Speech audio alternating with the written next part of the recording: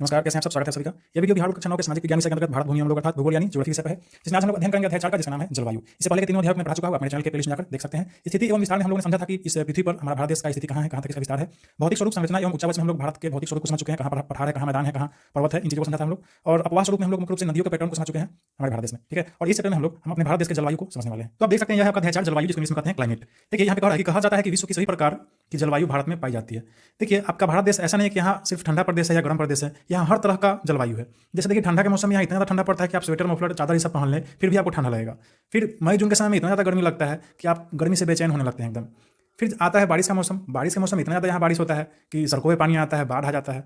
तो यहाँ पे हर तरह का जलवायु पाया जाता है। यह जो अध्याय है यह मुख्य रूप से हमारे देश के जलवायु पर है। और इसमें सबसे पहले हम लोग समझेंगे भारतीय जलवायु को प्रभावित करने वाले कारक कौन कौन से कारक है जो भारतीय जलवायु को प्रभावित करते हैं। इसमें बहुत सारे कारक हैं, सबको समझेंगे। उसके बाद देखिए भारतीय मानसून है, इसको हम लोग बाद में समझेंगे। मानसून का स्वभाव भी बाद में समझेंगे। वर्षा एवं उसके प्रकार को भी बाद में समझेंगे। पहले हम लोग समझेंगे ऋतुएं, यानी कौन कौन से ऋतु है हमारे देश में। शीत ऋतु यानी ठंडा का मौसम, ठीक है। उसके बाद ग्रीष्म ऋतु है, गर्मी का मौसम। फिर उसके बाद वर्षा ऋतु है, और इसी वर्षा ऋतु में हम लोग समझेंगे भारतीय मानसून। फिर मानसून का स्वभाव को समझेंगे और फिर वर्षा एवं उनके प्रकार को समझेंगे, ठीक है। लास्ट में हम लोग समझेंगे लौटते हुए मानसून, और फिर मानव जीवन पर मानसून का प्रभाव। यहाँ पर सीधा प्रभाव लिखा हुआ है, मतलब मानसून का प्रभाव, ठीक है। चलिए शुरू करते हैं। आप खुद से अगर पढ़ेंगे तो शायद आपको समझ में नहीं आया अध्याय, क्योंकि बहुत अजीब अजीब सा टर्म इसमें यूज किया गया है। आप मेरे वीडियो में लास्ट तक बने रहें, आपको एकदम आसानी से, गारंटी है, एकदम आसान भाषा में समझ में आ जाएगा। चलिए शुरू करते हैं। भारतीय जनजीवन को प्रभावित करने वाले भौगोलिक तत्वों तथा प्राकृतिक पर्यावरण को समझने के लिए भारत की जलवायु को समझना अति आवश्यक है। इस देश का लगभग आधा भूभाग कर्क रेखा से दक्षिण में है, जो उष्ण कटिबंध में है, तथा आधा भाग उत्तर में है, जो विस्तार की दृष्टि से उपोष्ण कटिबंध में है। अब देखिए कंफ्यूजन यहाँ पे आपका हो गया, यह कर्क रेखा क्या है, उष्ण कटिबंध क्या है, उपोष्ण कटिबंध क्या है। इसको हम पहले अध्याय में पढ़ा चुके हैं, फिर भी चलिए हम आपको फिर से बता देते हैं कि आपको यह तो पता होगा कि आपका जो पृथ्वी है वह इसी तरह से गोल गोल गोल गोल घूमते रहता है अपने अक्ष पे, और घूमने के साथ साथ सूर्य का परिक्रमा भी करते रहता है। तो इस पृथ्वी के भूगोल को समझने के लिए इस पृथ्वी के बीचों बीच एक रेखा गुजरता है जिसका नाम है भूमध्य रेखा। और यह जो भूमध्य रेखा है इस पूरी पृथ्वी को दो भागों में बांटता है, उत्तरी गोलार्ध और दक्षिणी गोलार्ध में, ठीक है। और इस भूमध्य रेखा के ऊपर में कर्क रेखा गुजरता है, और इस भूमध्य रेखा के नीचे में मकर रेखा गुजरता है। यह है आपका पृथ्वी, और इस पृथ्वी के चारों ओर यह जो बुनका वाला घेरा है यह वायुमंडल है, ठीक है। इसमें हवा है बहुत सारा, ठीक है। यह पूरा वायुमंडल है, और यह है पृथ्वी। बीचों बीच से जो रेखा गुजर रहा है इसका नाम है भूमध्य रेखा, जिसको इक्वेटर कहते हैं। इसके ठीक ऊपर कर्क रेखा है जिसको ट्रॉपिक ऑफ कैंसर कहते हैं। इसके नीचे मकर रेखा जिसको ट्रॉपिक ऑफ कैप्रिकॉर्न कहते हैं। अब जरा ध्यान से देखिए, यह जो भूमध्य रेखा, यह कर्क रेखा और मकर रेखा का जो बीच का क्षेत्र है इसको उष्ण कटिबंध कहा जाता है, क्योंकि यहाँ गर्मी बहुत ज़्यादा पड़ता है। इस क्षेत्र में जितने भी देश है वहाँ गर्मी बहुत ज़्यादा पड़ता है। और इस कर्क रेखा के ऊपर के क्षेत्र को उपोष्ण कटिबंध कहते हैं। यहाँ ज़्यादा गर्मी नहीं पड़ता, ठंडा लगता है यहाँ पे, ठीक है। और इस मकर रेखा के नीचे का भी जो क्षेत्र है इसको भी हम लोग उपोष्ण कटिबंध कहते हैं, क्योंकि यहाँ भी ज़्यादा गर्मी नहीं होता है, बहुत ठंडा होता है। अब सोचने वाला बात है, ऐसा क्यों होता है कि इस दोनों रेखा के बीच में ज़्यादा गर्मी पड़ता है और इधर कम गर्मी पड़ता है और इधर कम गर्मी पड़ता है? ऐसा क्यों? तो इसलिए होता है क्योंकि यह जो सूर्य का प्रकाश है इस क्षेत्र में एकदम सीधा पड़ता है, ठीक है। और सीधा पड़ने के कारण क्या होता है, यहाँ जो सूर्य का प्रकाश है इसको वायुमंडल में कम दूरी तय करना पड़ता है, ठीक। और जब सूर्य का प्रकाश कम दूरी तय करता है तो सूर्य के प्रकाश का जो तीव्रता होता है वह पूरा पूरा रहता है, प्रकाश में पूरा इंटेंसिटी रहता है सूर्य का, ठीक है। तो इस क्षेत्र में ज़्यादा गर्मी पड़ता है। लेकिन वही क्या होता है, सूर्य का प्रकाश जो है इधर जाने पर थोड़ा सा प्रकाश जो है टेढ़ा हो जाता है। अब जब टेढ़ा हो जाता है, तिरछा हो जाता है, तो इसको वायुमंडल में थोड़ा ज़्यादा दूर सफर करना पड़ता है, ठीक। ज़्यादा दूर सफर करने से क्या होता है, सूर्य का प्रकाश जो तीव्रता होता है वह कम जाता है, ठीक है। तो यहाँ पे ठंडा लगने लगता है, ठीक है। वैसे ही वही हाल यहाँ भी होता है, ठीक। यहाँ जो है सूर्य का प्रकाश इस क्षेत्र में तिरछा पड़ता है, तो तिरछा पड़ने के कारण यहाँ पे देखिए ज़्यादा दूरी तय करना पड़ता है वायुमंडल में। चूंकि सूर्य का प्रकाश सीधा पड़ता है यहाँ पे इस क्षेत्र में, इसीलिए कर्क रेखा और मकर रेखा के बीच में जो जितने भी देश है वहाँ पे बहुत ज़्यादा गर्मी पड़ता है, ठीक है। इसलिए इसको उष्ण कटिबंध क्षेत्र भी कहते हैं। और हमारा जो भारत देश है वह इसी कर्क रेखा के बीचों बीच स्थित है, यानी हमारे भारत देश के बीचों बीच से यह कर्क रेखा गुजरता है। यानी मान लीजिए आपका भारत देश यहाँ पे है, ठीक है, तो भारत देश को यह कर्क रेखा दो बराबर भागों में बांटता है, ठीक है। आधा ऊपर, आधा उत्तर और आधा दक्षिण में। अब चलिए इसको मैप पर समझ लेते हैं। तो यह रहा आपका विश्व का मानचित्र, और देखिए यहाँ पे ट्रॉपिक ऑफ कैंसर लिखा हुआ यानी यह कर्क रेखा है, ठीक है। और यहाँ देखिए इक्वेटर लिखा है यानी यह भूमध्य रेखा है जो पूरे पृथ्वी को दो बराबर भागों में बांट रहा है, ऊपर और नीचे, ठीक है, उत्तरी गोलार्ध और दक्षिणी गोलार्ध में। फिर इसके नीचे देखिए ट्रॉपिक ऑफ कैप्रिकॉर्न यानी मकर रेखा है यहाँ, ठीक। तो आपने अभी देखा कि मकर रेखा और कर्क रेखा के बीच में जितने भी देश है, इस दोनों रेखा के बीच में जितने भी देश है, देखिए यहाँ से लेकर यहाँ तक, वहाँ बहुत ज़्यादा गर्मी पड़ता है। क्यों? क्योंकि यहाँ पे सूर्य का जो प्रकाश है वो एकदम सीधा सीधा पड़ता है, ठीक है। और देखिए इसी क्षेत्र में बहुत सारे देखिए अफ्रीका के देश है, यहाँ के लोग बहुत काले होते हैं क्योंकि गर्मी बहुत ज़्यादा होता है, ठीक है।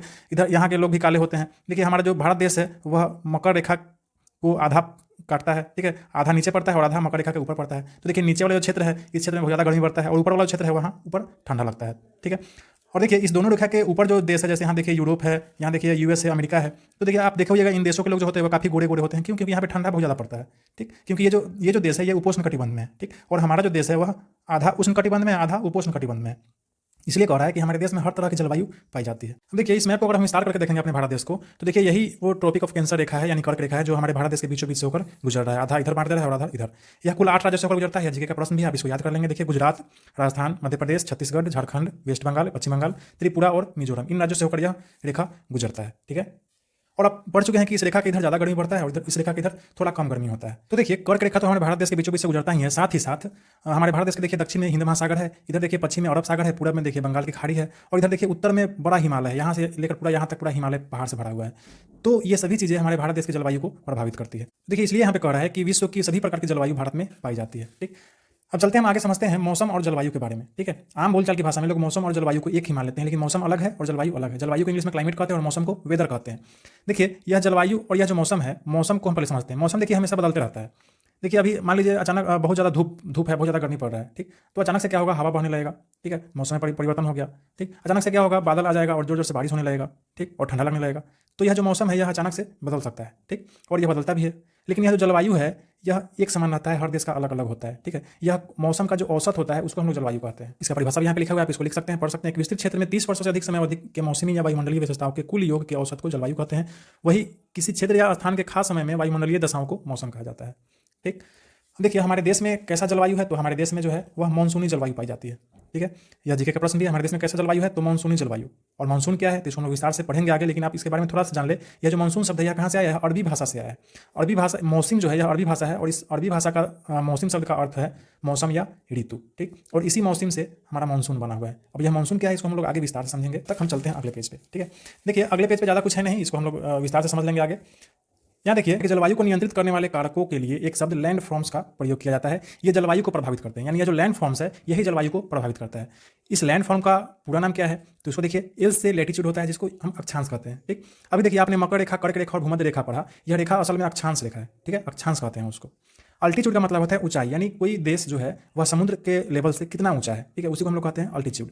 नियरेस्ट फ्रॉम सी, समुद्र से निकटता, यानी कोई देश जो है वह समुद्र से कितना निकट है, इस पर भी वहाँ का जलवायु डिपेंड करता है। ठीक, उसके बाद डायरेक्शन ऑफ विंड, पवन की दिशा, यानी उस देश में पवन का जो दिशा है वह किधर से किधर बहता है। ठीक, उसके बाद फॉरेस्ट, किसी देश में कितना वन है, यह भी वहाँ के जलवायु को नियंत्रित करता है। ओशियन करंट, यानी समुद्रिक जलधारा, यानी कोई देश अगर समुद्र के निकट है तो उसमें कितना ज़्यादा करंट है उसके समुद्र में। ठीक, रेनफॉल यानी वर्षा, कितना ज़्यादा वर्षा हो रहा है, तो ये सब जलवायु को प्रभावित करता है। इसके अलावा भी देखिए यहाँ पे है एम से माउंटेन, यानी पर्वत या पहाड़, किसी देश में कितना ज़्यादा पर्वत या पहाड़ है यह भी वहाँ के जलवायु को प्रभावित करता है। और एस यानी सॉइल, यानी मिट्टी, यानी उस देश का मिट्टी कैसा है। ठीक है, तो यह जो लैंड फॉर्म्स है यह किसी देश के जलवायु को प्रभावित करता है। चलिए हम चलते हैं आगे। देखिए यहाँ पे कह रहा है कि सौर किरणों के सीधा या तिरछा होने पर सौर ऊर्जा की मात्रा में अंतर हो जाता है। यह आप पहले ही जान चुके हैं, आपको समझा चुके हैं। ठीक, सूर्य की किरणें निम्न अक्षांशों पर सीधी एवं उच्च अक्षांशों पर तिरछी पड़ती है। ठीक, जहाँ तिरछा पड़ता है वहाँ ठंडा प्रदेश होता है, जहाँ सीधा पड़ता है वहाँ गर्मी ज़्यादा होता है। ठीक, चलिए अब जो मुख्य चीज़ है उसको हम समझते चलते हैं ताकि आपको कोई भी समस्या ना हो। आगे है भारतीय जलवायु को प्रभावित करने वाले कारक, यानी कौन कौन से कारक है जो हमारे भारत देश के जलवायु को प्रभावित करते हैं। सबसे पहला कारक यह है अक्षांश। ठीक है, अक्षांश का मतलब होता है यह कर्क रेखा। ठीक, आप तो अभी देखे हैं कि यह जो कर्क रेखा है हमारे भारत देश के बीचों बीच से गुजरता है, 8 राज्यों से होकर गुजरता है। ठीक, यह भारत के मध्य से गुजरती है। यह जो कर्क रेखा है यह कितना डिग्री का रेखा है, यह 23.5 डिग्री उत्तरी रेखा है। और इस कर्क रेखा के कारण भारत में कर्क रेखा के उत्तर उपोष्ण तथा दक्षिण उष्ण कटिबंधीय जलवायु पाई जाती है, यानी कर्क रेखा के ऊपर ठंडा और कर्क रेखा के नीचे गर्मी पाई जाती है। ठीक, अतः कह रहा है कि दक्षिण भारत गर्म एवं उत्तर भारत अपेक्षाकृत ठंडा रहता है। तो भारतीय जलवायु को यह अक्षांश बहुत प्रभावित करता है। ठीक, अगला है ऊंचाई, यानी हमारा जो भारत देश है वह समुद्र तल से कितना ऊंचा है। और आपको यह बात पता होना चाहिए कि किसी भी देश का समुद्र तल से ऊंचाई बढ़ने के साथ साथ क्या होता है, तापमान घटता जाता है। जो देश जितना ज़्यादा समुद्र तल से ऊंचा रहेगा उतना ही ज़्यादा उसका तापमान कम रहेगा। ठीक, और आपको तो पता है कि भारत के उत्तर में क्या है, हिमालय पर्वतमाला स्थित है, जिसकी औसत ऊंचाई बहुत ज़्यादा है। और वह पहाड़ों का जो औसत ऊंचाई हुआ कितना है, तो देखिए 6000 मीटर है, इसलिए पहाड़ों पर इतना ठंडा होता है। ठीक है, आप भी जाते होइएगा पहाड़ी इलाकों में घूमने या फिर सुनते होइएगा पहाड़ों पर बहुत ज़्यादा बर्फ गिरता है, पहाड़ी इलाका जो होता है वह ठंडा होता है। क्यों ऐसा होता है कि उतना ज़्यादा ठंडा होता है, बर्फ जमा रहता है? क्योंकि वह जो पहाड़ी इलाका है वह समुद्र तल से बहुत ज़्यादा ऊंचा है। ठीक, और कोई भी क्षेत्र समुद्र तल से जितना ज़्यादा ऊंचा रहेगा उतना ही ज़्यादा ठंडा रहेगा। ठीक है, और भारत में सिर्फ पहाड़ ही नहीं है, भारत में तटीय मैदान भी है, और तटीय मैदानों का जो ऊंचाई है वह कितना है, 30 से 150 मीटर है ऊंचा।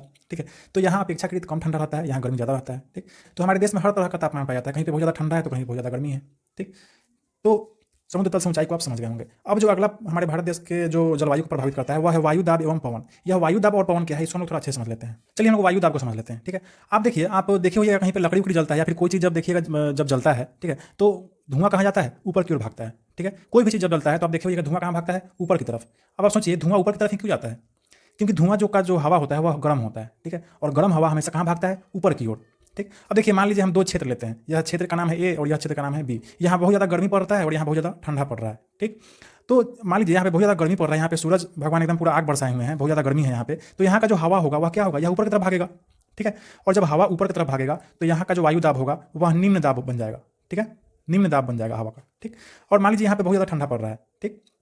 तो ठंडा जब पड़ता है तो क्या होता है, वहाँ का जो हवा है यहीं पे अटका रहेगा, ठीक है, यह ऊपर नहीं भागेगा। तो यहाँ का जो वायु दाब होगा यह कैसा होगा, यह उच्च दाब होगा वायु का, ठीक है। यहाँ हवा ऊपर भाग रहा है गर्मी गर्म होकर, यहाँ निम्न दाब बन रहा है, और यहाँ हवा ठंडा है यहीं पे अटका हुआ है, तो यहाँ कैसा कैसा दाब है, यहाँ उच्च दाब बन रहा है, ठीक। और आपको पता होना चाहिए कि हवा जो है वह उच्च दाब से निम्न दाब की ओर क्या होता है, भागना चाहता है, ठीक है। आप पानी ही रख देंगे तो ऊंचा से कहाँ भागेगा, पानी नीचे तक की तरफ भुलक जाएगा, भुलकना चाहेगा, ठीक। वैसे ही हवा भी जो है यह उच्च दाब से कहाँ भागना चाहता है, निम्न दाब की तरफ। तो इसी को हम लोग कहते हैं पवन। आप देखिए ये हवा बहता है हमारे आसपास में, तो हवा क्यों भागता है, क्योंकि हवा जो है वह उच्च दाब से निम्न दाब की ओर हमेशा भागते रहता है, ठीक है, इसलिए हवा हमेशा बहते रहता है। तो यह वायु दाब क्या है, आशा है हमको समझ में आ गया होगा आपको। तो वायु दाब और पवन कैसे हमारे जलवायु को प्रभावित करता है इसको आप समझ चुके हैं। हम चलते हैं अगले बिंदु पर, जल एवं स्थल का वितरण। आपको पता है कि हमारा जो पूरा विश्व है वह 70% भाग जल से भरा हुआ है और बाकी जो बचा क्षेत्र है वही स्थल है, ठीक है, यानी स्थल बहुत कम है, जल बहुत ज़्यादा मात्रा में है। और आपको एक बात पता होना चाहिए कि जल भाग जो होता है वह देर से गर्म एवं देर से ठंडा होता है, इसको अंडरलाइन कर दिया है। पानी जो होता है वह देर से गर्म होता है और देर से ठंडा होता है स्थल की अपेक्षा, ठीक है। स्थल की अपेक्षा जल देर से गर्म और देर से ठंडा होता है।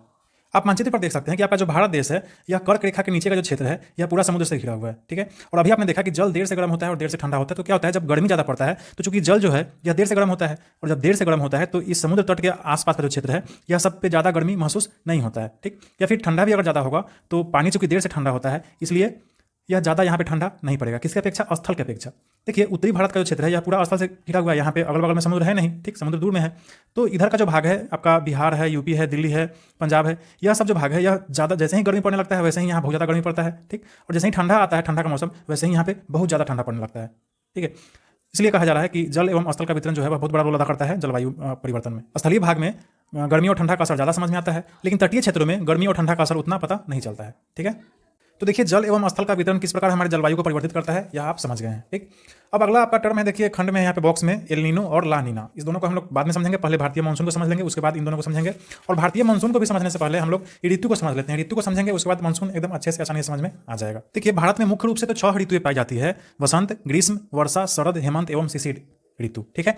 लेकिन मुख्य रूप से भौगोलिक दृष्टि से 4 ऋतुएं हैं। शीत ऋतु मध्य नवंबर से मध्य मार्च तक, ग्रीष्म ऋतु मध्य मार्च से मध्य जून तक, वर्षा ऋतु मध्य जून से मध्य सितंबर तक, और लौटती मानसून ऋतु मध्य सितंबर से मध्य नवंबर तक। देखिए सबसे पहला जो ऋतु है शीत ऋतु, इसमें क्या कह रहा है कि शीत ऋतु में सूर्य दक्षिणी गोलार्ध में होता है, अतः उत्तरी गोलार्ध ठंडा रहता है। अब यह क्या चीज है आपको समझ में नहीं आ रहा होगा, लेकिन आपको इसको हम आसानी से समझा देते हैं अभी। ठीक उसी प्रकार देखिए ग्रीष्म ऋतु में भी क्या कह रहा है कि जैसे जैसे सूर्य की किरणें उत्तर की ओर लंबवत होती जाती है, भारत में गर्मी बढ़ती जाती है। जून तक सूर्य कर्क रेखा के ऊपर लंबवत हो जाती है, जिससे भारत में प्रचंड गर्मी पड़ने लगती है, ठीक है।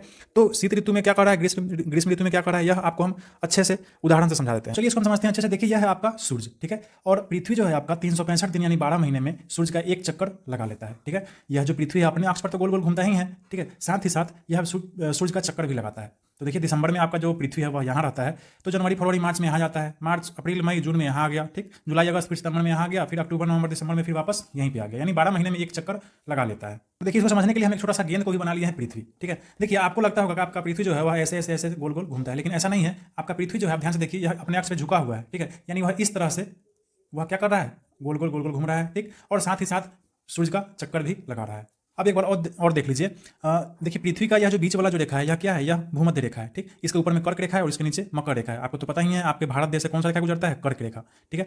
यह भूमध्य रेखा के उत्तर में उत्तरी गोलार्ध कहा जाता है और इस भूमध्य रेखा के नीचे में दक्षिणी गोलार्ध कहा जाता है। तो आपका भारत देश जो है वह कर्क रेखा से गुजरता है, तो आपका भारत देश कहाँ पड़ा, उत्तरी गोलार्ध में, ठीक है। देखिए आपको पता होगा कि दिसंबर में आपके यहाँ बहुत ज़्यादा ठंडा पड़ता है, एकदम कड़ाके की सर्दी रहती है, आप स्वेटर मफलर चादर उधर सब ओढ़े रहते हैं, ठीक है। दिसंबर में आपका पृथ्वी यहाँ पे है और सूर्य यहाँ है, और ठीक यह पृथ्वी जो है गोल गोल घूमते घूमते जून में यहाँ आ जाता है। और आपको पता है कि जून महीना में इतना गर्मी बढ़ता है कि आप एकदम बेचैन रहते हैं पसीना से, ठीक है।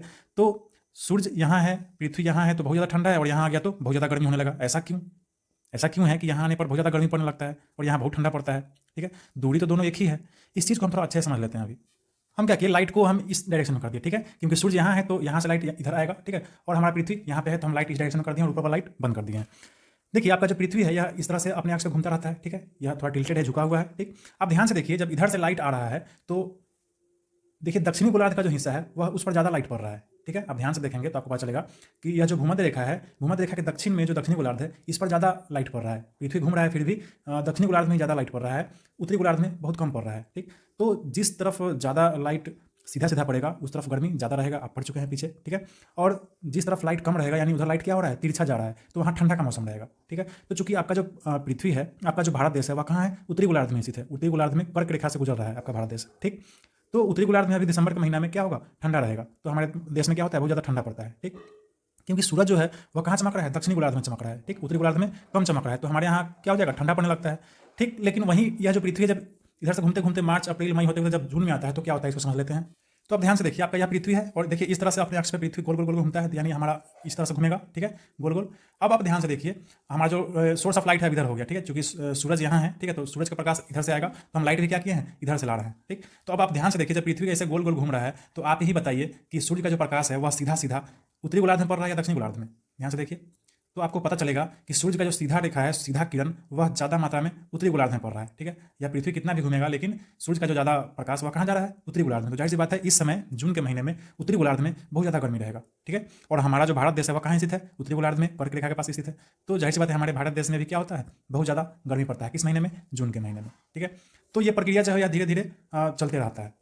तो देखिए, शीत ऋतु के बारे में जो बात यहाँ लिखा हुआ है कि शीत ऋतु में सूर्य दक्षिणी गोलार्ध में होता है, अतः उत्तरी गोलार्ध ठंडा रहता है। यह अब आपको समझ में अच्छे से आ रहा होगा। शीत ऋतु में क्या होता है, दक्षिणी गोलार्ध में चमकता है सूर्य, इसलिए हमारा जो उत्तरी गोलार्ध है वह ठंडा रहता है और हमारे भारत देश में ठंडा पड़ता है, क्योंकि हमारा भारत देश कहाँ है, उत्तरी गोलार्ध में स्थित है। फिर वही ग्रीष्म ऋतु में कह रहा है कि जैसे जैसे सूर्य की किरणें उत्तर की ओर लंबवत होती जाती है, भारत में गर्मी बढ़ती जाती है और जून तक सूर्य कर्क रेखा के ऊपर लंबवत हो जाता है, यानी एकदम सीधा सीधा लाइट पड़ता है सूर्य का उत्तरी गोलार्ध में, जिससे भारत में क्या होने लगता है, प्रचंड गर्मी पड़ने लगता है। ठीक है, देखिए, गर्मी के मौसम में हमारे भारत देश में कुछ हवाएं चलती है, उसको जानना आपको जरूरी है। यहाँ पे हम अंडरलाइन कर दिए हैं। इस समय हमारे भारत देश में पछुआ हवा चलता है, जो अत्यंत गर्म एवं शुष्क होता है, जिसको लू भी कहते हैं। ठीक है, हमारे भारत देश में गर्मी के मौसम में जो पछुआ हवा चलता है उसी को क्या कहते हैं, लू कहते हैं। आप लोग बोलते हैं ना, गर्मी में किसी को लू लग जाता है। ठीक है, तो पछुआ हवा उसको लग जाता है, वह बहुत ज़्यादा गर्म होता है। इस समय बिहार तथा पश्चिम बंगाल के आसपास धूल भरी आंधी भी चलती है और इस आंधी को पश्चिम बंगाल में नॉर्वेस्टर या काल वैसाखी के नाम से जाना जाता है। जीके का प्रश्न भी है, नॉर्वेस्टर या काल वैसाखी क्या है। ठीक है, आप इसको ध्यान में रखेंगे। ठीक है, या बिहार या पश्चिम बंगाल में धूल भरी आंधी है। ठीक है, गर्मी के मौसम में, और इसी धूल भरी आंधी को कर्नाटक में आम की बौछार भी कहा जाता है, मैंगो स्वर कहा जाता है इसको। ठीक है, तो आप इसको याद रखेंगे। अब हमारा अगला जो टॉपिक है वह है वर्षा ऋतु। ठीक है, इस वर्षा ऋतु में ही मानसून को हम लोग समझने वाले हैं। तो देखिए, हमारे देश में सबसे पहले ठंडा आता है, फिर ठंडा के बाद क्या आता है, गर्मी का मौसम आता है, और गर्मी जब ज़्यादा पड़ने लगता है तो ठीक उसी गर्मी को शांत करने के लिए वर्षा का ऋतु आता है। ठीक है, और वर्षा ऋतु में खूब बारिश होता है, खूब बारिश होता है, खूब बाढ़ भी आता है। ठीक है, देखिए, आधे जून से मौसम में अचानक बदलाव आने लगता है। ठीक है, तेजी से हवा दक्षिण पश्चिम से आने लगती है। ठीक, और जुलाई के प्रथम सप्ताह तक मानसून पूरे भारत में व्याप्त होकर जगह जगह मूसलाधार वर्षा शुरू कर देती है। ठीक है, यह वर्षा ऋतु कहाँ से आता है, कैसे आता है, तो यह जो वर्षा ऋतु है मानसून के आने से होता है। ठीक है, और यह मानसून कैसे आता है, कहाँ से आता है, यह मानसून क्या है, अब हम लोग इस मानसून को समझ लेते हैं। ठीक है, क्योंकि यह जो वर्षा ऋतु है यह मुख्य रूप से कहाँ से आता है, मानसून से ही आता है। मानसून एक तरह का हवा है। ठीक है, यही बारिश लाता है। ठीक है, तो वर्षा ऋतु में हम लोग क्या समझेंगे, अभी मानसून को समझेंगे। देखिए, यह है हमारा पृथ्वी और यह जो बीच वाला रेखा है सो भूमध्य रेखा है और हमारे पृथ्वी को दो बराबर भागों में बांटता है। यह उत्तरी गोलार्ध हो गया और यह दक्षिणी गोलार्ध। उत्तरी गोलार्ध में कर्क रेखा है और दक्षिणी गोलार्ध में मकर रेखा है, और आपका जो भारत देश है वह कहाँ है, कर्क रेखा पर स्थित है। ठीक है, ठीक यहीं पे स्थित है। अगर आप मैप में देखेंगे तो आपका भारत देश यहीं पे स्थित है। तो अभी आपने समझा है कि होता क्या है कि गर्मी के महीनों में सूर्य जो है वह यहाँ पे चमकता है, कर्क रेखा पे चमकता है डायरेक्टली, उसका जो प्रकाश है एकदम सीधा सीधा इसी पर आता है। तो इसलिए हमारे देश में भी क्या होता है, गर्मी बढ़ता है बहुत ज़्यादा, और कर्क रेखा पर जितने भी देश हैं उन सभी के यहाँ क्या होता है, बहुत ज़्यादा गर्मी होता है। लेकिन जब हमारे यहाँ ठंडा का मौसम होता है तो सूर्य जो है वह इधर नहीं चमकता है बल्कि दक्षिणी गोलार्ध में चमकता है। ठीक है, सूर्य दक्षिणी गोलार्ध में चमकता है, सीधा सीधा उसका प्रकाश जाता है, इसलिए हमारे यहाँ क्या होता है, ठंडा होता है और इधर गर्मी होता है। लेकिन जब वही सूर्य इधर चमकने लगता है तो हमारे यहाँ गर्मी हो जाता है। ठीक है, यहाँ तक तो क्लियर है। अब देखिए, अभी आपने समझा था कि कोई भी हवा जो है वह गर्म होता है तो वह कहाँ भागना चाहता है, वह ऊपर भागना चाहता है।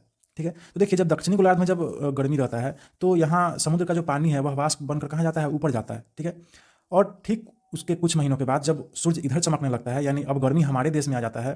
ठीक है, यानी जून जुलाई के मौसम में क्या होता है कि हमारे देश में बहुत ज़्यादा भीषण गर्मी, प्रचंड गर्मी पड़ने लगता है। तो क्या होता है, यहाँ का भी जो हवा है, हमारे देश का जो हवा है वह गर्म होकर कहाँ भागता है, ऊपर भागता है। अब जाहिर सी बात है, यहाँ का हवा जब गर्म होकर ऊपर भागेगा तो नीचे निम्न दाब बनेगा, आप तो समझ चुके हैं पहले। ठीक, और जब निम्न दाब बनेगा नीचे, खाली स्थान बनेगा नीचे, तो यहाँ तो बाहर से हवा आएगा कहीं ना कहीं से। ठीक है, तो देखिए, इस समय यहाँ पे गर्मी रहता है तो यहाँ का नीचे का जो हवा है वह कहाँ भागना चाहता है, ऊपर। ठीक, और ठीक उसी जून जुलाई के मौसम में इस दक्षिणी गोलार्ध में ठंडा का मौसम रहता है। ठीक है, तो यहाँ उच्च दाब रहता है हवा का। ठीक है, और उस हवा में समुद्र का वाष्प भी मिला हुआ रहता है, पानी भी मिला हुआ रहता है। ठीक, तो जाहिर सी बात है, उच्च दाब से निम्न दाब की तरफ क्या होगा, हवा भागने का प्रयास करता है। ठीक है, और यही हवा जो है इधर से इधर भागता है, यही मानसून कहलाता है। ठीक है, जो हमारे देश में बारिश लाता है।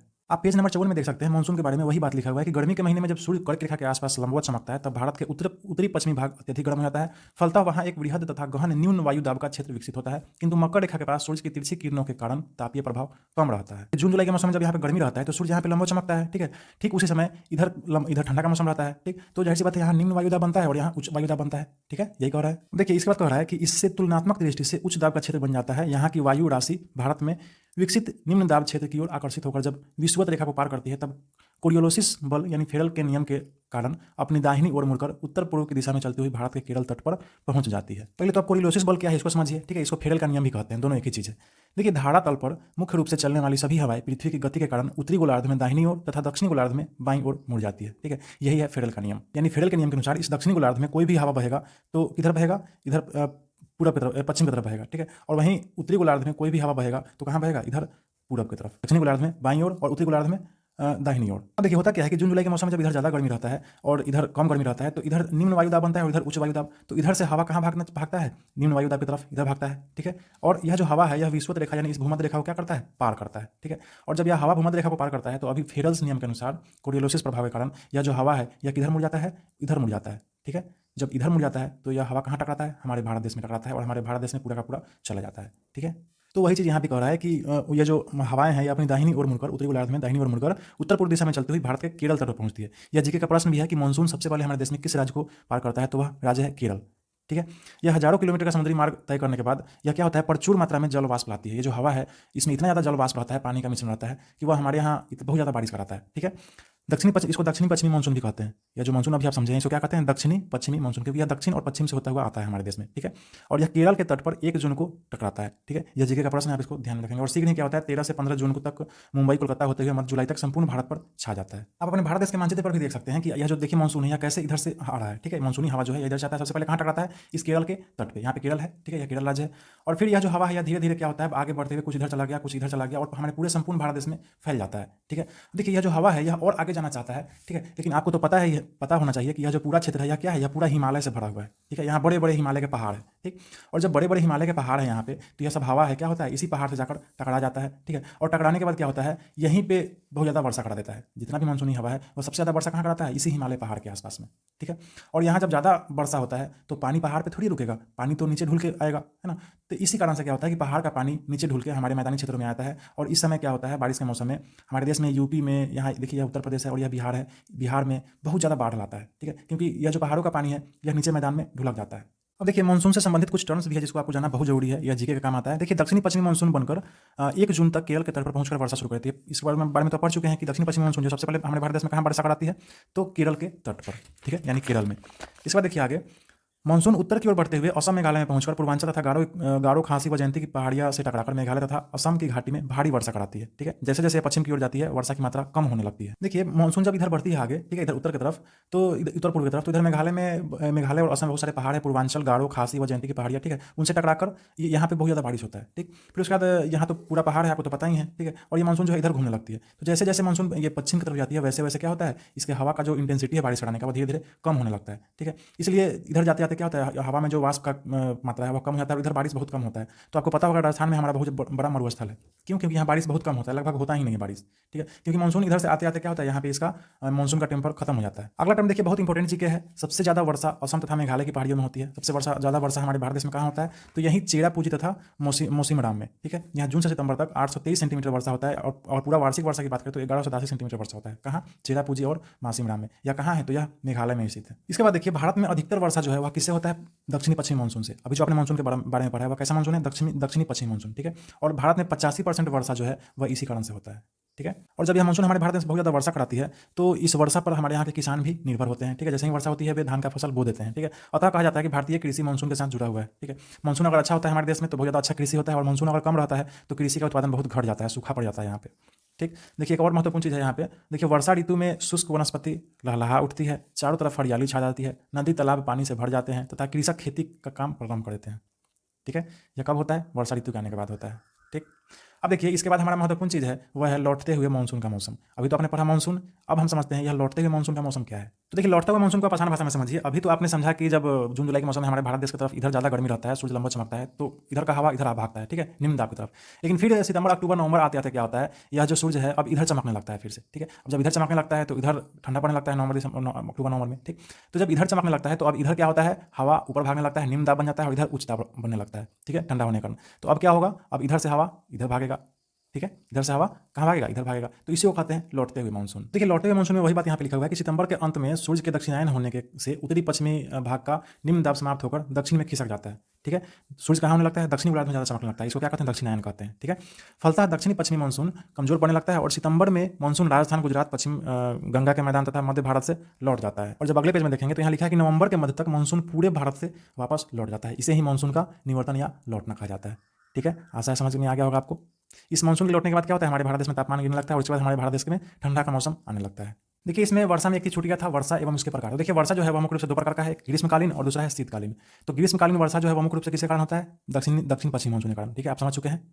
और शीतकालीन वर्षा जो है मुख्य रूप से किसके कारण होता है, तो लौटती मानसून के कारण होता है, ठीक है। इस लौटती मानसून से पूर्वी तटीय भाग यानी तमिलनाडु और केरल के तटों पर भी वर्षा खूब होता है, ठीक है। यह जीके का प्रश्न भी है कि तमिलनाडु और केरल के समय अक्टूबर नवंबर में जो बारिश होती है वह किसके कारण होती है, तो लौटती मानसून के कारण होती है, ठीक है। अब हम आपको बताए थे कि इसको हम लास्ट में बताएंगे। तो देखिए अब हम समझते हैं यह एल नीनो क्या है और ला नीना क्या है, ठीक है। देखिए एल नीनो एक गर्म जलधारा है, ठीक है, गर्म जलधारा जो कहाँ उत्पन्न होता है, दक्षिणी अमेरिका के पेरू और इक्वाडोर के तटों पर, ठीक है। और ला नीना क्या है, तो यह भी पेरू के तट पर ही आता है, ठीक है। यह ठंडी जलधारा है। एल नीनो गर्म जलधारा और ला नीना ठंडी जलधारा है। इसको मैप की सहायता से आपको आसानी समझा देंगे। पहले आप इसको जान लीजिए, एल नीनो क्या है, गर्म जलधारा, ला नीना ठंडी जलधारा। एल नीनो के कारण क्या होता है, हमारे भारत देश का जो मानसून है वह कमजोर पड़ जाता है, यहाँ हमारे भारत देश में बारिश होता ही नहीं है, ठीक। और ला नीना के कारण क्या होता है कि हमारे भारत देश में मानसून का जो प्रबलता है वह बहुत ज़्यादा बढ़ जाता है और इतना ज़्यादा बारिश होता है कि त्राहिमाम मर जाता है बाढ़ से, ठीक है, बहुत ज़्यादा मात्रा में बाढ़ हो जाता है, ठीक है। तो इस दोनों को हम समझ लेते हैं, यहाँ दोनों है क्या। देखिए यह है आपके पूरे विश्व का मानचित्र, ठीक है। यह बीच वाला जो रेखा, यह क्या है, भूमध्य रेखा, और आपका भारत देश कर्क रेखा पर यहाँ स्थित है, ठीक। असल में यह जो पेरू तट के बारे में हम जाने हैं, यहाँ पेरू तट यहीं पे है, ठीक है, दक्षिण अमेरिका का एक देश है पेरू और इक्वाडोर यहीं पे है, ठीक। तो क्या होता है, अभी आपने पढ़ा एल नीनो, पहले हम एल नीनो को समझते हैं। तो यहाँ पे कभी कभी गर्म जलधारा प्रकट हो जाता है, इसको क्या कहते हैं हम, एल नीनो। अब यह जो गर्म जलधारा है यह क्या करता है, इस पूरे क्षेत्र का जो जाहिर सी बात है जब गर्म होगा जल तो वह वाष्प बनकर कहाँ भागेगा, ऊपर भागेगा, यानी नीचे निम्न दाब का क्षेत्र बन जाएगा, बहुत ज़्यादा कम दाब बन जाएगा, ठीक। तो होता क्या है, जब नीचे निम्न दाब का क्षेत्र बनता है तो यह जो मानसूनी हवा है, ठीक है, जिसको भारत जाना चाहिए था वह मानसूनी हवा इधर निम्न दाब की तरफ आ जाता है, ठीक है। तो यह मानसूनी हवा हमारे भारत देश में नहीं पहुंच पाता है, ठीक है, यह कमजोर पड़ जाता है, जिस कारण से हमारे भारत देश में बहुत कम वर्षा होता है, ठीक। और फिर आपने पढ़ा ला नीना। ला नीना जो है वह ठंडी जलधारा है, वह भी इसी पेरू के तट पे प्रकट होता है, ठीक। इस कारण से क्या होता है, यहाँ का जो पानी का जो टेम्परेचर है, तापमान है, वह बहुत ज़्यादा गिर जाता है, ठीक। अब गिर जाने से क्या होता है, यहाँ पे जो वायु का दाब है वह बढ़ जाता है, ठीक, वायु ऊपर नहीं जा पाता है, ठीक, यहीं पे घूमने लगता है इधर उधर। और जब यहाँ मानसून जब जाता है हमारे भारत देश में तो यहाँ का भी वायु जो है वह क्या होता है, इधर से होकर जाने लगता है, ठीक। तो और इधर का तो हवा जाता ही है, मानसूनी हवा इधर का भी जाने लगता है, जिससे क्या होता है, बहुत ज़्यादा मात्रा में हमारे भारत देश में वर्षा होने लगता है और बाढ़ हो जाता है चारों तरफ, ठीक है। तो एल नीनो और ला नीना क्या है, आशा आपको समझ में आ गया होगा। अब हम आते हैं आगे, देखिए मानव जीवन पर इसका प्रभाव को समझते हैं, यानी मानसून का मानव जीवन पर क्या प्रभाव है। इसमें कुछ बिंदु देखिए, भारतीय कृषक मानसून का बेसब्री से इंतजार करते हैं क्योंकि उनको खेती करना होता है। यह देश की अर्थव्यवस्था को प्रभावित करता है, कौन, मानसून, ठीक है। मानसून अगर अच्छा होगा तो यहाँ अच्छा कृषि होगा, खेती होगा। मानसून अगर नहीं आता है, वर्षा नहीं होगा तो खेती नहीं हो पाता है, जिससे हमारे भारत देश का अर्थव्यवस्था क्या होता है, गड़बड़ा जाता है, ठीक। नाना प्रकार की फसलों को उगाने में यह सहायता करती है, कौन, मानसून, ठीक है। देखिए इससे ये तो हो गया हमारा फायदा, ठीक है, खेती में फायदा करता है बहुत। इसका हानि भी है, इससे आने वाले विनाशकारी बाढ़ एवं सूखा के प्रभाव से प्रति वर्ष लाखों लोग प्रभावित होते हैं, ठीक है। इस बहुत ज़्यादा बारिश होने से क्या होता है, मृदा अपरदन की समस्या बढ़ जाती है, यानी मिट्टी का कटाव होने लगता है। मिट्टी मैदानी भागों से कहाँ भाग जाने लगता है, नदियों द्वारा होते हुए समुद्रों में जाने लगता है, ठीक है। पर्वतीय क्षेत्र में बहुत ज़्यादा बारिश होता है, उससे क्या होता है, भूस्खलन होता है, लैंडस्लाइड होने लगता है। तो यह सब मानसून का घाटा है, ठीक है। तो इसलिए कह सकते हैं हम लास्ट में कि भारतीय जो है वह कैसा जलवायु है, मानसूनी जलवायु है, ठीक है। और यह जलवायु एक ओर वरदान है तो दूसरी ओर अभिशाप भी है। तो इस तरह आपका यह वीडियो यहाँ पे खत्म हुआ, ठीक है, अध्याय खत्म हुआ। इस अध्याय में जितने भी महत्वपूर्ण तथ्य थे उन सभी को मैंने आपको अच्छे से समझा दिया, एकदम आसान भाषा में, आपको एकदम अच्छे समझ में आ गया होगा, ठीक है। यह वीडियो आपको कैसा लगा आप हमें कमेंट करके जरूर बताइएगा और मेरे चैनल को कृपया सब्सक्राइब कर लें अगर नहीं किया है अभी तक, और अपने दोस्तों को जरूर से जरूर शेयर करें, ठीक है। साथ ही साथ सब्सक्राइब करने के साथ साथ बेल नोटिफिकेशन आइकन भी दबा लें ताकि हर नया वीडियो आपके समक्ष पहुँचता रहे और आपका पढ़ाई ऐसे ही जारी रहे, ठीक है। आप पढ़ते रहें, खुश रहें, धन्यवाद।